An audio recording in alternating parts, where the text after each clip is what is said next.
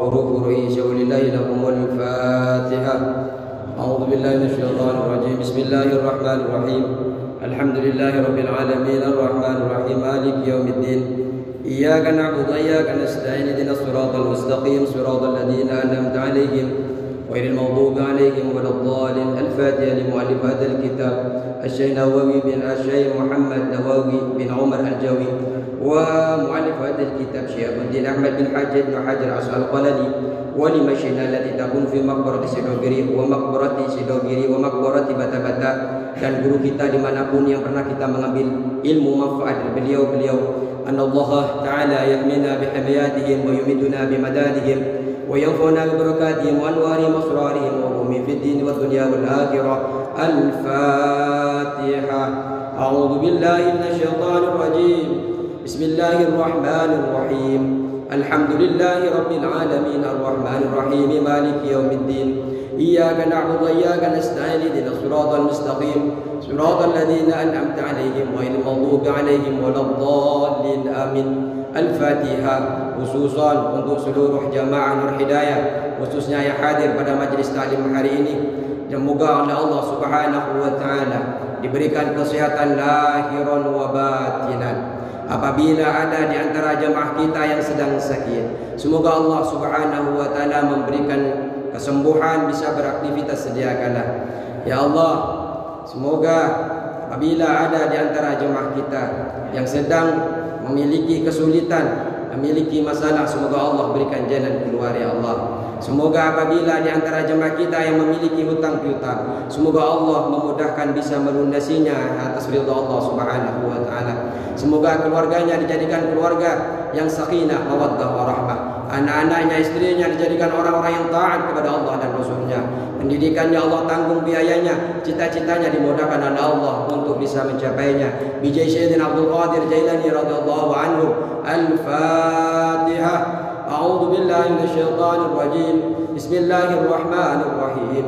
Alhamdulillahi rabbil alamin arrahmanir rahim maliki yaumiddin. Iyyaka na'budu wa iyyaka nasta'in ihdinas siratal mustaqim siratal ladzina an'amta 'alaihim ghairil maghdubi 'alaihim waladdallin. Amin. Al-Fatihah. Khususan untuk seluruh pengurus Masjid Nur Hidayah, para pengurusnya, RT-RT dan RW-nya, para seluruh donatur-donatur yang cinta, dan seluruh para pemangku-pemangku kebijakan yang memikirkan ide-idenya untuk Masjid Nur Hidayah.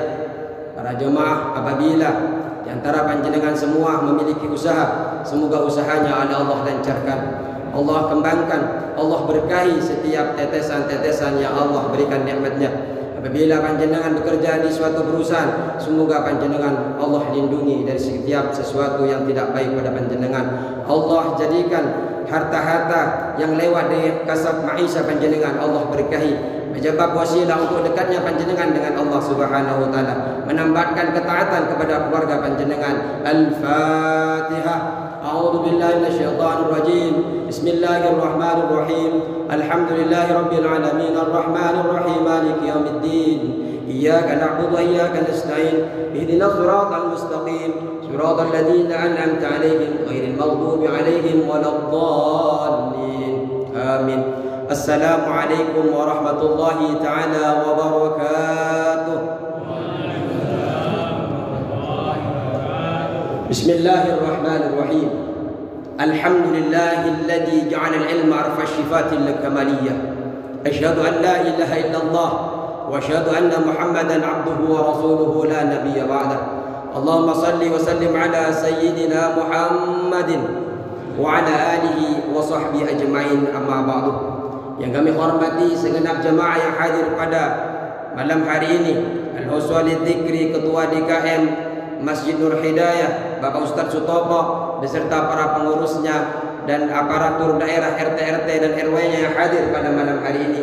Semoga panjenengan semua yang hadir malam hari ini menjadi wasilah diampuni dosa-dosanya. Amin ya rabbal alamin. Para bapak yang dirahmati Allah Subhanahu wa taala, alhamdulillah malam hari ini kita bisa berjumpa dalam keadaan sehat wal afiyah. Panjenengan kalau ada yang sakit, semoga Allah sembuhkan. Karena yang hadir ke sini belum tentu sehat secara lahiran wa batinan. Mungkin panjenengan secara zahir ada yang sedang sakit tapi dipaksa karena diundang oleh Allah.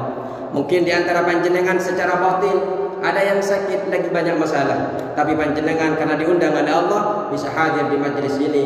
Insyaallah panjenengan Allah ridai. Amin ya rabbal alamin. Bismillahirrahmanirrahim. Qala musannif rahimahullahu taala wa naf'ana bi ulumihi wa madana bi asrari wa bikum fid dharain amin. Pertemuan bulan lalu kita telah mempelajari bahwa Rasulullah sallallahu alaihi wasallam telah bersabda, akan datang kepada kita suatu masa kita akan lari, umat ini akan lari dari ulama, dari ahli tukang fikih, tukang fatwa. Ketika suatu masa itu sudah datang kepada kita, maka Allah Subhanahu wa taala akan memberikan 3 cobaan kepada kita. Tapi alhamdulillah masa itu insyaallah bukan hari ini, bukan sekarang, karena panjenengan masih cinta untuk taklim. Maka kita doakan semua, khususnya kepada seluruh blok H, umumnya kepada seluruh Geri Asri dan Indonesia, masih cinta untuk taklim, mencari ilmu-ilmu agama, ilmu-ilmu syariat. Amin ya rabbal alamin. Para jamaah yang dirahmati Allah, zaman yang akan datang kepada kita adalah orang akan lari dari ulama, lari dari ahli fikih. Kemudian Allah Subhanahu wa taala akan memberikan 3 cobaan. Cobaan yang pertama adalah Allah angkat keberkahan dari setiap maisha panjenengan. Panjenengan kerja siang malam, panjenengan kerja dari pagi sampai sore, malamnya lanjut lagi, tapi Allah cabut keberkahannya. Banyak harta, banyak panjenengan cari uang, tapi ketika panjenengan nyampe ke suatu masa di mana masa itu lari dari ulama, tidak suka ulama, tidak suka ahli fikih, maka panjenengan kasabnya, pencariannya Allah angkat keberkahannya. Banyak tapi tidak bahagia, banyak tapi tidak berguna bagi panjenengan. Yang kedua, panjenengan kalau lari dari ulama, maka Allah akan berikan sultan yang zalim, raja yang zalim, presiden yang zalim, gubernur yang zalim, bupati yang zalim, sampai RW RT yang zalim kepada panjenengan yang lari dari ulama.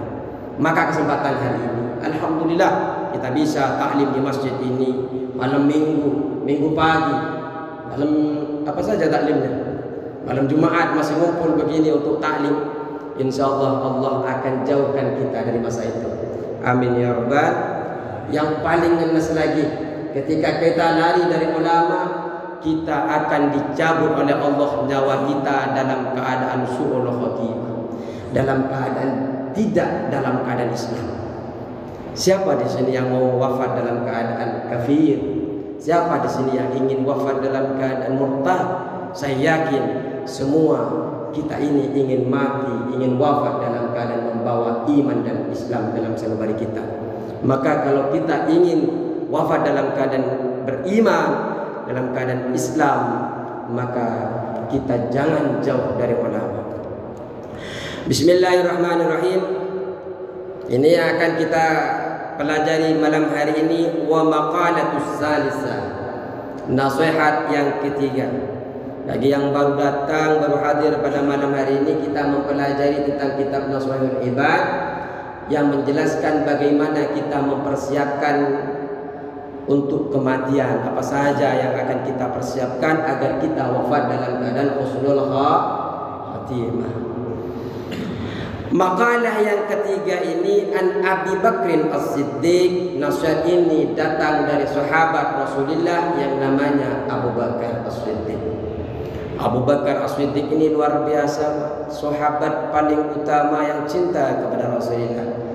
Bukan hanya hartanya, sampai nyawanya pun Abu Bakar ini berikan kepada Rasulullah sallallahu alaihi wasallam. Apa kata beliau Abu Bakar As-Siddiq? Man dakhala al-qabr, barang siapa yang masuk kubur, bila zadin, tanpa bekal. Bekalnya dengan apa? Minal amali salih, dengan amal yang saleh.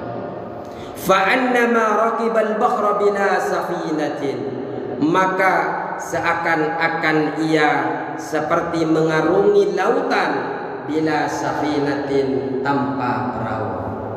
Kalau panjenengan wafat, ada di alam kubur, orang itu akan mati 2 kali, hidup 2 kali, Pak, dalam Al-Quran. Hidup pertama, mati pertama itu ketika kita belum ditiupkan roh, itu kita ini masih benda mati. Ketika kita ditiupkan roh, kita sudah hidup. Allah cabut lagi setelah kita ada di dunia, ada roh di dalam kita, mati. Itu adalah mati yang kedua, kita berada di alam kubur. Kemudian hidup yang nomor 2 adalah kita yaumul ba'ts, ketika kita dibangkitkan yaumul qiyamah, di hari kiamat nanti. Jadi manusia itu hidup 2 kali, mati 2 kali. Pada wafat yang kedua, ketika kita masuk kubur, ini bukan siksa yang pertama, bukan siksa yang terakhir. Ini hanya siksa pembuka bagi orang yang tidak berbekal. Orang yang sudah masuk kubur ini ka'annama raqibal bahra bila safinatin, seakan-akan dia mengarungi lautan tapi tidak pakai safinah, perahu. Ya, panjenengan bisa bayangkan, panjenengan mengarungi dari sini ke Belitung, dari sini ke Sumatera, panjenengan itu pakai berenang. Kira-kira mampu tidak Pak panjenengan berenang dari sini ke Sumatera, dari sini ke Padang, dari sini ke Madura, tidak pakai perahu? Kalau kata kitab sini dalam syarahnya, ay fayaghraqu 'arqan, yaitu ia akan hanyut, gharqan, benar-benar hanyut, la khalasa lahu, tidak ada keselamatan baginya, illa biman yanquduhu, kecuali bagi orang yang bakal menyelamatkannya. Kecuali ada orang yang menyelamatkannya, baru dia akan selamat. Makanya kita itu, Pak, diajarkan oleh Rasulullah sallallahu alaihi wasallam, ketika kita wafat ada 3 perkara yang tidak ikut hilang dari kita. Semua dunia ini hilang, semua dunia ini terputus, kecuali 3 yang tidak terputus dari diri kita. Pertama apa, Pak? Amalun saleh, amal yang saleh. Hari ini panjenengan duduk ini, Pak, adalah amal yang saleh. Temannya akan menjadi saksi bagi yang di pinggirnya. Tempat duduknya akan menjadi saksi bagi yang mendudukinya. Sampai peci rambut panjenengan itu akan menjadi saksi kelak bahwa panjenengan malam ini adalah orang yang beramal saleh. Yang kedua apa? Yang kedua adalah amal jariyah. Amal jariyah yang pertama. Amal soleh ini termasuk ada amal jariyah. Amal jariyah itu adalah bukan amal jariyah, termasuk amal jariyah ini adalah amal soleh. Jadi orang itu yang tidak terputus itu amal jariyah. Di antara yang masuk amal jariyah ini adalah amal soleh. Tapi amal jariyah ini adalah amal yang berjalan. Seperti panjenengan membangun masjid ini, selagi masjid ini dipakai, maka itu selalu akan mengirimkan pahala kepada panjenengan. Yang pertama adalah amal jariyah. Yang kedua adalah ilmu yantafi'u bihi, ilmu yang memberikan manfaat kepada panjenengan. Panjenengan ini Pak lagi ta'lim. Ta'lim tujuannya apa? Mencari ilmu. Begini Pak, di Islam itu banyak orang yang kebalik. Dalam arti begini, antara wajib dan sunnah, antara fardu kifayah dan fardu ain, mereka kebalik. Kalau kita kaji di dalam fikih, hukum sholat berjamaah itu apa? Ada yang tahu hukum sholat berjamaah? Fardu kifayah, itu paling mentok. Ada ulama yang mengatakan itu adalah sunnah muakkadah. Sunnah muakkad. Tapi kalau taklim itu faridatun ala kulli muslimin wa muslimatin. Wajib hukumnya sampai fardu ain bagi orang taklim itu untuk menuntut ilmu, mengetahui ilmu syariat. Nah, orang itu kadang setelah sholat berjamaah, padahal itu kedudukannya adalah fardu kifayah, dia akan diberikan derajat 25 dalam hadis. Dalam hadis yang lain 27 derajat. Tapi kalau taklim, Pak, ini adalah fardu ain, wajib. Malam minggu panjenengan lihat lebih banyak yang sholat berjamaah apa yang taklim? Sama-sama banyak. Banyak kan yang taklim? Insya Allah kalau yang taklim ikut berjamaah. Tapi Pak, bukan berarti ketika panjenengan punya kesulitan di rumah lantas harus paksakan untuk taklim. Tidak. Di rumah urusan keluarga, di rumah urusan maisha, urusan kasar juga fardu. Yang saya maksud adalah apabila ada orang yang di rumahnya tidak punya kesibukan, hadirlah di masjid. Ini fardu ain bagi kita. Tapi kalau sholat berjamaah adalah fardu kifayah, itu mentok-mentoknya paling tinggi. Malah ada ulama yang mengatakan sunnah muakkadah agar tidak kebalik. Tapi jangan sampai lebih baik datang taklimnya aja. Tidak. Kita belajar taklim ini tujuannya adalah untuk memakmurkan di antara memakmurkan masjid kita bisa sholat berjamaah. Kalau kita taklim saja tak mengamalkan, karena pengamalan dari taklim itu seperti kita memakmurkan masjid ini kan merupakan amanah. Di dalam Al-Quran itu di surah Al-Baqarah itu Pak, dibagi menjadi 4 itu. Kalau manusia itu menjadi 3 ada Allah. Ada orang yang beriman secara zahir dan batin. Innal ladzina kafaru alladzina amanu alif lam mim dzalikal kitabu dzalikal kitabu la raiba fihi hudan lil muttaqin alladzina yu'minuna bil ghaibi sampai kepada ulaika humul muflihun. Itu adalah orang beriman secara zahir dan secara dia mengungkapkan saya beriman kepada Allah, tapi dia buktikan dengan perbuatan iqamus shalah wa ita'uz zakah. Alladzina yu'minuna alladzina amanu alladzina yu'minuna apa itu? Alladzina yu'minuna bil ghaibi di depan panjenengan jadi lupa. Alif lam mim dzalikal kitabu la raiba fihi hudan lil muttaqin alladzina yu'minuna bil ghaibi wa yuqimunas salata wa mimma razaqnahum yunfiqun walladzina yu'minuna bima unzila ilaika wa ma unzila min qablik wa bil akhirati hum yuqinun ulaika ala hudan min rabbihim wa ulaika humul muflihun. Dari ayat pertama sampai ayat ke-6 ini Pak, sampai ayat ke-5 ini menunjukkan Allah Subhanahu wa taala bahwa ada orang kelompok yang beriman secara zahir, beriman secara kita ini Pak. Kita ini beriman kepada Allah, tapi dia buktikan kita dengan cara apa? Salat berjamaah, ikut taklim. Ini merupakan pembuktian kita. Yang kedua, kelompok yang kedua adalah surah setelahnya, 2 surah. Innal ladzina kafaru sawa'un 'alaihim a'anzartahum am lam tunzirhum la yu'minun. Kelompok yang kedua ini tidak iman secara zahir, tidak iman secara batin, yang disebut dengan kafir, ingkar kepada Islam, ingkar kepada Allah, ingkar kepada Rasulullah. Dalam tafsir Jalalain dikatakan seperti Abu Jahal, seperti Abu Lahab. Mereka ini ingkar kepada Allah secara batin, secara zahir. Yang ketiga ini yang paling bahaya. Iman secara zahir tapi tidak iman secara batin.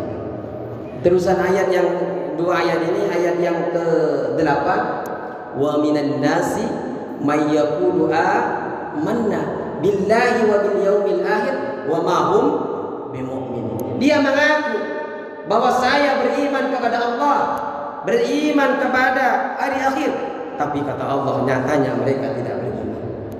Ini disebut dengan orang munafik. Di dalam surah Al-Baqarah pertama itu disebut sekitar 13 ayat. Di surat At-Taubah disebut tentang munafik ini sampai ada surahnya yang namanya Al-Munafiqun. Ada dulu itu namanya Abdullah bin Ubay. Ini ada tokoh orang munafik. Dia tampakkan di hadapan Rasulullah sallallahu alaihi wasallam, saya beriman Rasulullah, tapi dia tidak mengamalkan apa yang diajarkan oleh syariat.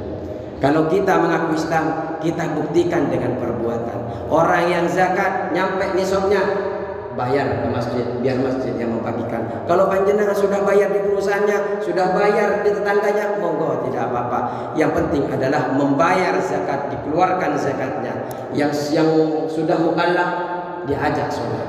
Kenapa? Karena ini merupakan pembuktian bahwa kita ini termasuk orang iman secara zahir, iman secara batin. Jangan seperti orang munafik. Naudzubillah min dzalik. Jadi Pak, kata Rasulullah sallallahu alaihi wasallam, sabda Rasulullah, orang yang masuk kubur itu tanpa bekal, seperti seakan-akan dia mengarungi lautan tanpa perahu, dan dia betul-betul akan tenggelam, tidak akan ada keselamatan baginya kecuali ada orang yang membantunya. Kita bayangkan kalau kita tenggelam di lautan, mungkin kalau ada yang nawarin, Pak, kamu mau apartemen apa mau Alphard, panjenengan mungkin tidak akan milih dua-duanya. Kenapa? Enggak akan berguna kalau itu panjenengan hidup, Pak. Pasti tolong saya dulu baru tawarin itu. Tolong saya dulu. Maka panjenengan itu, Pak, lepas semuanya, Pak, kecuali 3 tadi itu. Pertama amal syariah, yang kedua al-ilmu yantafa'u bihi, ilmu-ilmu yang dipelajari ini diamalkan, Pak. Yang ketiga adalah waladun salih yad'ulahu, anak yang saleh yang mendoakan kepada bapak ibunya. Jadi walaupun saleh, baik sejawat tetangga, tapi enggak mendoakan ya. Niatnya apalagi niatnya bukan karena Allah, habis, Pak. Tidak akan sampai kepada panjenengan kalau niatnya bukan karena Allah. Mal mayyitu fi qabrihi, tiada mayit itu di dalam kuburnya, illa kal ghariqil muwawwis. Ini dalam sabda yang lain, kama qala sallallahu alaihi wasallam, sebagaimana sabda Nabi di dalam hadis yang lain, mal mayyitu, tiada mayit fil qabrihi, dalam kuburnya, illa kal ghariqil muwawwis, kecuali dia seperti al-muwawwis, ghariqil muwawwis, seperti orang yang sedang tenggelam, yang teriak minta tolong. Talabul iwas, yaitu mencari agar ia ditolong. Iwas. Jadi orang itu, Pak, li ayyuwasah, agar diminta tolong, teriak tolong saya, tolong saya, tolong saya, tapi kita enggak dengar. Makanya kalau panjenengan punya sedekah, punya harta, sedekahkan. Kata Rasulullah sampai ke sedekahnya itu. Karena sahabat pernah tanya tentang ibunya yang wafat itu, Rasulullah perintahkan untuk memberikan sedekah. Kalau jenengan tidak mau menghadirkan orang, mau datang ke rumahnya, silahkan datangkan. Itu lebih layak. Karena kadang orang punya harta banyak, diberikan kupon, akhirnya desak-desakan kan. Ada yang kelindes sama kakinya orang lain. Itu kadang kurang manusiawi. Kalau punya harta, data saja, berikan. Itu insya Allah lebih manusiawi. Tapi kalau panjenengan tidak mau ingin mengumpulkan, berikan titik yang aman sehingga mereka tidak saling desak-desakan. Artinya berikanlah pelayanan kepada hamba-hamba Allah yang lain. Wal maqalatur rabi'ah, maqalah yang keempat. Anna Umar radhiyallahu anhu, dijelaskan nasihat ini dari Umar radhiyallahu anhu, nukil an Syekh Abdul Mu'ti As-Samlawi, diambil dinukil dari Syekh Abdul Mu'ti As-Samlawi, anna Nabi sallallahu alaihi wasallam qala, bahwasanya Nabi Muhammad sallallahu alaihi wasallam bersabda, qala li Jibril alaihi salam, ia berkata kepada Jibril alaihi salam, Rasulullah di dalam sabdanya ini mengatakan kepada Jibril, sifli hasanati Umar, wahai Jibril, sebutkan kepadaku hasanati Umar, kebaikan-kebaikan Umar. Apa kata malaikat Jibril? Faqala law kanatil biharu midada wasyajaru aflama lama hasartuha. Seandainya lautan itu menjadi tinta dan seluruh pohon-pohon itu menjadi penanya, lama hasartuha, niscaya saya tidak bisa menghitungnya, saking banyaknya kebaikan Sayyidina Umar. Faqala, kemudian Nabi Muhammad sallallahu alaihi wasallam melanjutkan sabdanya, sifli hasanati Abi Bakar, sebutkanlah kepadaku kebaikan-kebaikan Abu Bakar. Beliau faqala, Jibril alaihissalam berkata, Umar hasanatun min hasanati Abi Bakar. Umar itu hanya satu kebaikan dari banyak kebaikannya Abu Bakar. Artinya satu kebaikan Abu Bakar, seluruh kebaikannya Sayyidina Umar. Artinya tidak pernah bisa menandingi kebaikan Umar ini kepada kebaikannya Abu Bakar. Kebaikannya Umar saja tidak bisa dihitung, apalagi kebaikannya Abu Bakar. Panjenengan kalau tahu ceritanya sirah nabawinya Nabi Muhammad itu nangis. Bagaimana perjuangannya Abu Bakar As-Siddiq ini tidak hanya berjuang secara perang, hartanya ketika hijrah pertama kali dikepung itu dia memang persiapkan itu, emasnya, hartanya, semuanya untuk perjuangan Nabi Muhammad SAW. Maka layaklah kebaikan itu selalu bersama beliau. Terus beliau ini melanjutkan, izzud dunya bil mal wa izzul akhirah bi salihil a'mal. Kemuliaan dunia itu dengan harta. Kalau panjenengan ingin mulia, ingin luhur di dunia, cari harta, Di dalam Islam itu tidak pernah melarang panjenengan untuk bekerja, tidak pernah melarang panjenengan untuk memperbanyak harta.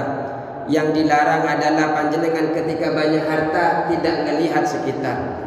Tadi itu kan di dalam surah Al-Baqarah yang kita sebutkan, alladzina yu'minuna bil ghaibi wa yu'minuna alladzina yu'minuna bil ghaibi wa yuqimuna as-salata wa mimma razaqnahum yunfiqun. Jadi menginfakkan harta yang telah Allah beri, rezeki yang Allah berikan kepada kita infakkan, Pak. Allah berikan kesehatan, jenengan bantu kalau ada kesulitan masjid. Allah berikan harta, panjenengan infakkan hartanya. Allah berikan ilmu, berikan ide-idenya untuk masjid agar masjid ini selalu bermanfaat untuk umat. Izzud dunya bil mal. Kalau panjenengan ingin luhur, ingin mulia di dunia, maka panjenengan harus memperbanyak amal. Wa izzul akhirah, dan apabila panjenengan wa izzul akhirah dan kemuliaan akhirat itu bisalihil amal, dengan amal yang saleh.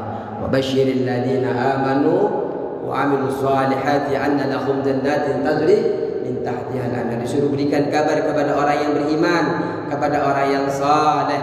Tidak hanya cukup iman, tapi harus beramal saleh.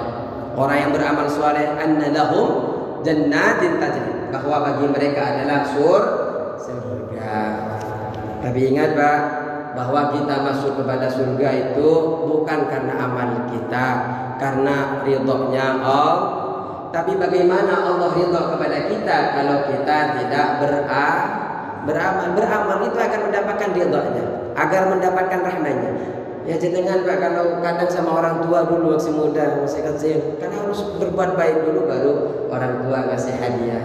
Walaupun kita tidak menjesamkan, tidak mencontohkan Allah seperti manusia, tapi ini hanyalah untuk mempermudah kita memahami apa yang kita ucapkan. Fala tataqawwa, kata Syekh Nawawi, maka tidak akan kuat umur dunia, urusan dunia, wala tasluhu illa bil amwal, dan tidak akan menjadi baik urusan dunia itu kecuali dengan harta. Masjid ini tidak akan megah seperti ini, Pak. Tidak akan menjadi lantai, AC-nya tidak akan banyak kalau tidak punya harta. Harta itu penting, Pak. Saya baca di salah satu kitab itu, di dalam salah satu buku itu, di antara kemunduran Islam itu banyak kita didoktrin untuk selalu subuh. Dalam arti suhudnya itu suhud yang tidak sesuai dengan syariat. Seakan-akan kita itu meninggalkan dunia, hanya fokus kepada akhirat saja. Mereka menghina dunia, menghina dunia. Ngapain dunia? Dunia itu fana, dunia itu hanya jelek dan tidak ada benarnya. Padahal ketika kita wafat, kita itu sudah berdoa kepada Allah, minta teriak-teriak di dalam kubur itu, kembalikan saya ke dunia, saya akan beramal soleh. Tapi sudah terlambat. Jadi jangan panjenengan menghina dunia ini. Kenapa? Karena amal soleh yang menyelamatkan panjenengan di kubur, amal soleh yang menyelamatkan panjenengan di akhirat, itu dilakukan ketika ada di dunia. Cintai dunia, tapi jangan berlebihan melebihi cintanya untuk akhir. Cinta dunia jangan sampai melebihi cintanya kita kepada Allah Subhanahu wa ta'ala. Ada salah satu di dalam kitab ini di belakang nanti ditanya, apakah orang kaya itu bisa zuhud? Karena zuhud ini memang diperintah dalam Islam. Tapi zuhud yang dianggap itu bukan berarti meninggalkan dunia kemudian dunia dia tinggalkan, seakan-akan dunia ini jelek baginya, hina baginya. Tidak. Ketika orang kaya ditanya, apakah orang kaya bisa nanya kepada salah satu ulama arif al-hikmah, orang yang al-hikmah ditanya, apakah orang kaya itu bisa disebut dengan zuhud juga? Dijawab sama ahli hikmah, iya, orang kaya juga bisa zuhud.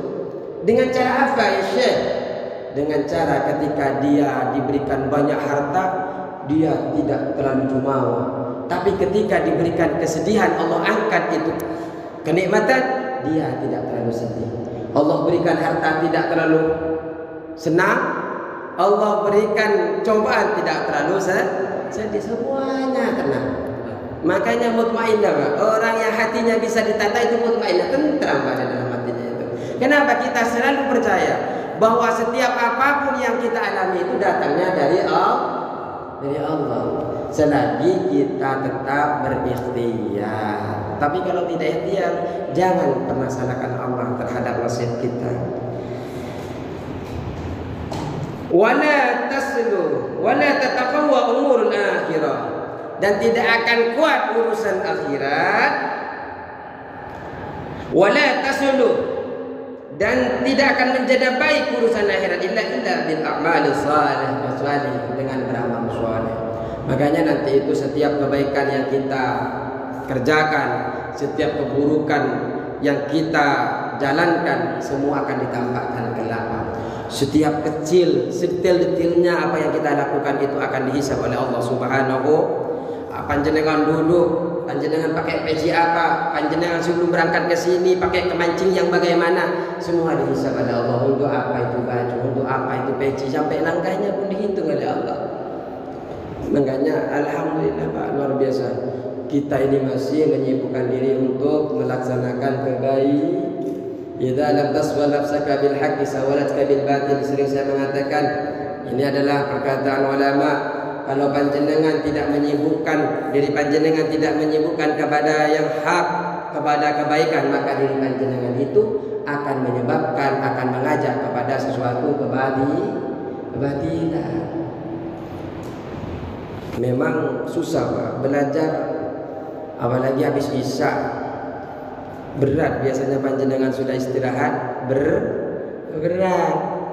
Makanya Pak, semakin berat ganjarannya semakin banyak. Duduk tidak apa-apa Pak, tidur tidak apa-apa, yang penting jangan tidur semua. Saya ngomong sendiri nanti. Terakhir,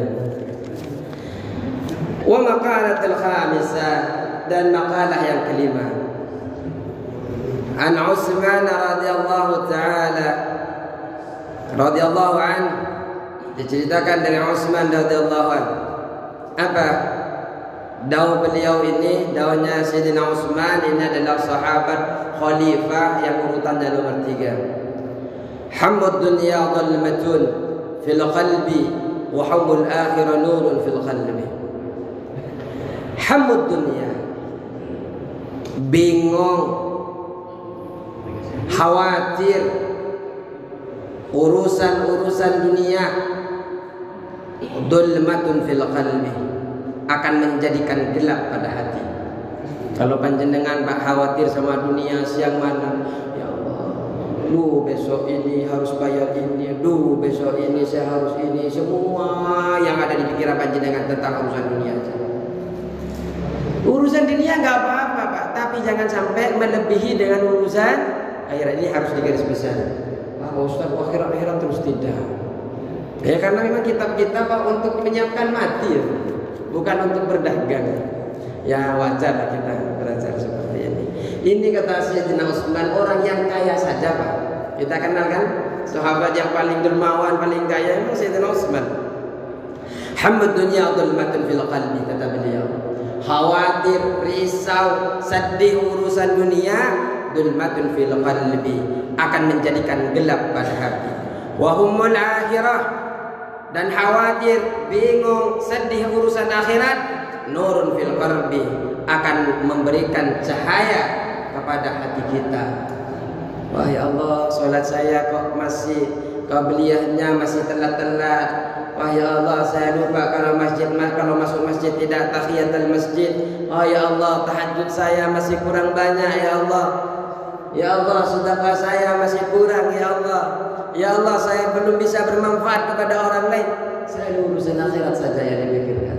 Orang yang urusan akhirat yang selalu dipikirkan, yang selalu dikhawatirkan, yang selalu dibingungkan, yang ada di benak kita, maka nur fil qalbi, menjadi cahaya di dalam hati. Ya Allah, saya ngajinya masih satu ayat ya Allah. Ya Allah, saya ngajinya masih sedikit ya Allah, nggak bisa khatam ya Allah. Tidak apa-apa Pak, memang bertahap. Yang penting sedikit demi sedikit akhirnya menjadi apa? Menjadi bukit. Ay al-husnu fil umuri al-muta'alliqa bid dunya. Sedih, khawatir di dalam urusan yang berkaitan dunia, kata Asy-Syaikh Nawawi di dalam mensyarahi perkataan asalnya Sayyidina Utsman. Sedih, khawatir di dalam urusan yang berkaitan dengan dunia, sarah mudliman fil qalbi, akan menjadikan gelap di dalam hati. Wal husnu fil umuril muta'alliqah, dan sedih, rasa sedih di dalam urusan yang berkaitan dengan akhirat, sara munawwira, akan menjadi penerang. Jadi ya banyaklah sedih Pak, nggak apa-apa berpura-pura sedih Pak kalau nggak memang sedih. Ya Allah, saya mau tahajud ya Allah, padahal isya'nya kelewat, padahal subuhnya kelewat, sedih lagi Pak. Nggak apa-apa, munculkan. Siapa tahu nanti betul-betul sedih. Orang melakukan kebaikan itu Pak, orang melakukan kebaikan itu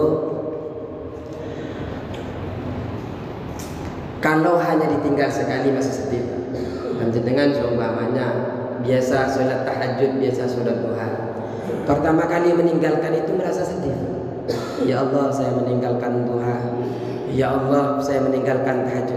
Kedua kalinya sudah sedikit itu, ada rasa sedih, cuma masih ada sedikit saja. Tapi kalau sudah sedih, tidak ada kesedihan ketika kita meninggalkan kebaikan itu.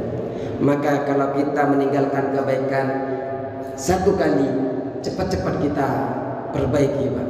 Karena kalau sudah lama kita meninggalkannya, di dalam hati kita itu akan bersorak. Di dalam kitab ini akan ada nanti bahwa di dalam diri kita ini, hati itu setiap hari itu akan ada noktah hitam yang akan mengisi hati kita itu.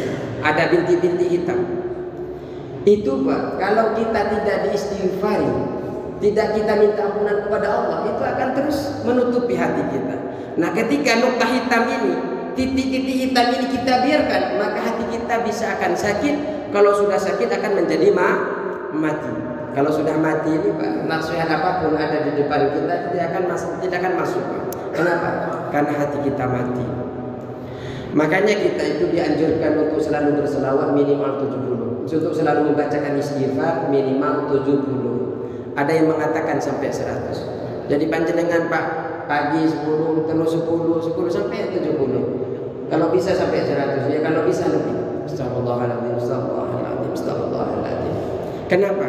Bersihkan hati kita.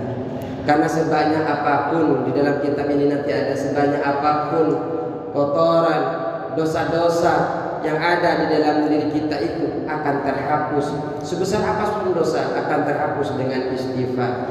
Tapi sekecil apapun dosa yang kita lakukan itu akan menumpuk, akan menjadi dosa besar kalau kita biarkan tidak bacakan istighfar. Kita biarkan sedikit, kecil, akhirnya akan menumpuk. Makanya Pak, panjenengan kalau bisa panjenengan ini jangan biarkan amal solehnya jenengan tinggalkan. Kalau jenengan tinggalkan satu kali rasa sedih langsung kembali Pak. Jangan biarkan berlama-lama, karena itu akan untuk memulainya itu harus dari nol lagi panjenengan. Ada doa, Allahumma la taj'alid dunya akbar hammina wa la mablagha ilmina. Allahumma ya Allah, la taj'al, jangan engkau jadikan ad-dunya pada dunia akbar hammina, yang paling besar dalam cita-cita kami, wala mablagha ilmina, dan janganlah jadikan puncak ilmana, pengetahuan kami.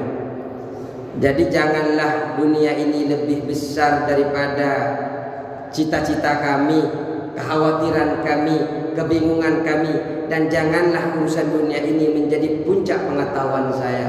Artinya pengetahuan dunia itu lebih besar dari pengetahuan akhirat. Yang paling bagus adalah urusan akhirat lebih besar daripada urusan dunia. Mari baca doa ini satu kali Pak. Semoga masuk ke dalam amalan soleh kita. Allah catat, malaikat catat dalam bacaan kita. Allahumma la taj'al ad-dunya akbar hammina wa la mablagha ilmana wa la mablagha ilmina. Semoga kita semua Allah catat dalam keadaan baik. Satu kali. Wal maqalatu sadisatu, nasihat yang keenam, an Ali radhiyallahu an, diceritakan oleh radhiyallahu an di dalam pensyarahan wa karrama wajhah. Ada orang itu ketika mendengar Sayyidina Ali tidak menggunakan radhiyallahu. Berbeda memang Sayyidina Ali Pak. Banyak ulama menggunakan karramallahu wajhah. Di antara luar biasanya Sayyidina Ali, mulai beliau ini balik, kata ulama, tidak melihat kemaluannya. Makanya sebutannya itu pakai karramallahu wajhah. Ya kalau panjenengan pakai radhiyallahu ya Allah. Tapi ulama di antaranya menggunakan karramallahu wajhah. Apa? Jadi kita biar tadi nasihat dari Abu Bakar sudah. Pertama dari Rasulullah sudah, dari Abu Bakar sudah, dari Nabi Sayyidina Umar sudah, sekarang dari Utsman sudah. Nah, tinggal satu dari Sayyidina Ali. Apa kata dari Sayyidina Ali? Man kana fi talabil ilmi, barang siapa ia di dalam menuntut ilmu. Nah, kita ini Pak, menuntut ilmu nih. Menuntut ilmu bukan kita, menuntut ilmu. Enggak ada nuntut akhirat, karena jenengan mungkin enggak akan tahu kalau dikeluarkan jajannya. Ya mungkin adalah teman dekatnya bendahara yang tahu. Tapi niatnya tidak mungkin ini, karena jenengan mampu untuk beli ini. Man kana fi talabil ilmi, barang siapa yang berada ia di dalam menuntut ilmu, kanatil jannatu fi talabi, maka ia itu berada di dalam pencariannya. Di dalam pencariannya ini adalah surga. Orang yang mencari ilmu sejatinya dia mencari surga. Sakit Pak.